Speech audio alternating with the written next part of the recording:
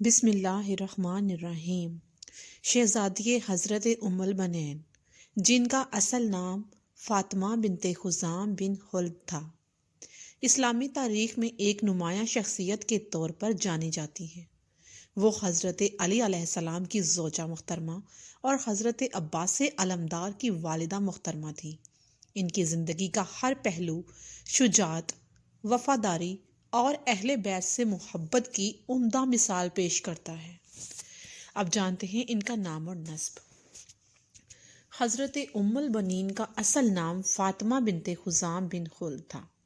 ان کا لقب ام البنین یعنی کہ بیٹوں کی ماں کہا جاتا تھا۔ قبیلہ بنو کلاب سے تعلق رکھتی تھیں، جو کہ عرب کے مشہور قبائل میں سے ایک قبائل تھا اور بہادری اور وفاداری میں بھی نمایاں تھا۔ ان کی شادی اور ازدواجی زندگی۔ حضرت ام البنین کی شادی مولا علی کرم اللہ وجہہ سے حضرت فاطمہ الزہرا سلام علیہا کی وفات کے بعد ہوئی۔ ان کا مقصد گھرانے میں محبت اور سکون قائم رکھنا تھا۔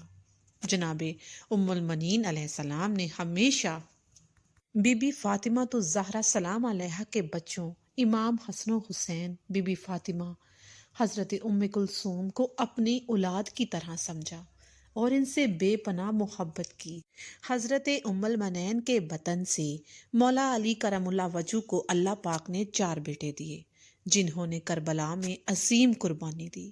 نمبر 1 حضرت عباس غازی علمدار، نمبر 2 حضرت عبداللہ، نمبر 3 جعفر اور نمبر 4 عثمان۔ حضرت عباس علمدار جو کربلا کے معرکے میں امام حسین علیہ السلام کے وفادار علمدار تھے، جو کہ ان کی والدہ کی تربیت کا جیتا جاگتا عظیم ثبوت ہیں۔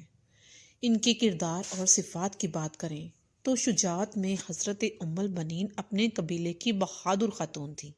نمبر 2 وفاداری اہل بیت کے لیے ان کی وفاداری تو بے مثال تھی۔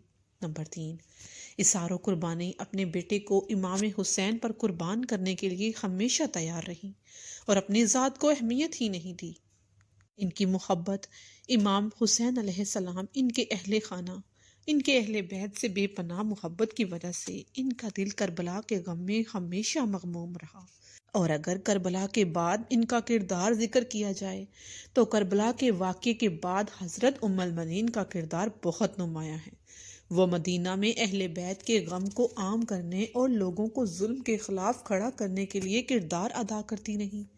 انہوں نے حضرت عباس علمدار اور اپنے دیگر بیٹوں کی شہادت کو خندہ پیشانی سے قبول کیا، لیکن تاریخ گواہ ہے کہ وہ اپنے بیٹوں سے زیادہ امام حسین علیہ السلام پر رویا کرتی تھیں، بہت گریاں کیا کرتی تھیں اور ہمیشہ امام حسین علیہ السلام کے غم میں گرفتار رہتی۔ ان کی وفات، جناب حضرت ام البنین کی وفات کے متعلق مختلف روایات موجود ہیں، لیکن مورخین میں اختلاف ہے۔ ان کے مطابق ان کا انتقال 13 ہجری کے قریب ہوا مدینہ میں۔ ان کا مزار جنت المکی میں واقع ہے۔ حضرت ام البنین کی شخصیت اسلام میں تاریخی شخصیت مانی جاتی ہے۔ اسلامی تاریخ میں ان کی بے مثال قربانیاں، ان کا صبر، ان کی شجاعت، ان کی قربانی کی عظیم مثال ہے، اور یہ ان کی تربیت کا اثر کربلا کے میدان میں ان کے بیٹوں کے کردار سے واضح ہوتا ہے۔